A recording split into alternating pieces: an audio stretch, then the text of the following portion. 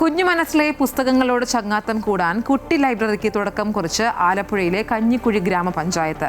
കുട്ടികളിൽ വായനാശീലം വളർത്തുക എന്ന ലക്ഷ്യത്തോടെ പഞ്ചായത്തിലെ 30ഓളം വരുന്ന അംഗൻവാടികളിലാണ് കുട്ടി ലൈബ്രറി എന്ന പദ്ധതിക്ക് തുടക്കമായത്.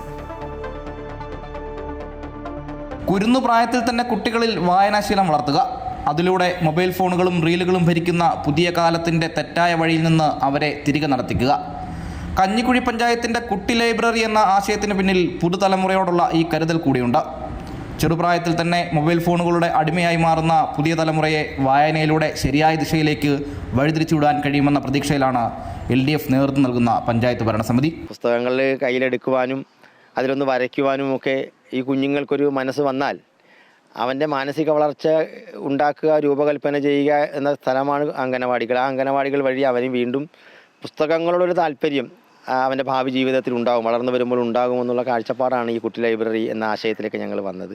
പഞ്ചായത്തിലെ 30 അംഗനവാടികളിലാണ് പദ്ധതി നടപ്പിലാക്കുന്നത്. കുഞ്ഞുങ്ങൾക്ക് ഇഷ്ടം തോന്നുന്ന ചിത്രകഥകളും കളറിംഗ് ബുക്കുകളും ഒക്കെ അടങ്ങുന്നതാണ് കുട്ടി ലൈബ്രറി.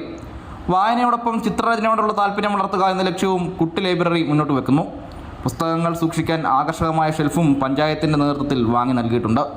ലൈബ്രറിക്ക് ആവശ്യമായ പുസ്തകങ്ങൾ അംഗനവാടി പരിപാലന സമിതി അംഗങ്ങളാണ് വാങ്ങി നൽകിയത്. പഠനവും പാട്ടും കഥകളും കളിയും ഒക്കെ നിറഞ്ഞു നിന്നിരുന്ന അംഗനവാടികളിൽ അങ്ങനെ അല്പം കാര്യവും കൂടി നിറയ്ക്കുകയാണ് കഞ്ഞിക്കുടിയിലെ പഞ്ചായത്ത് ഭരണസമിതി. അമൃത ന്യൂസ്, ആലപ്പുഴ.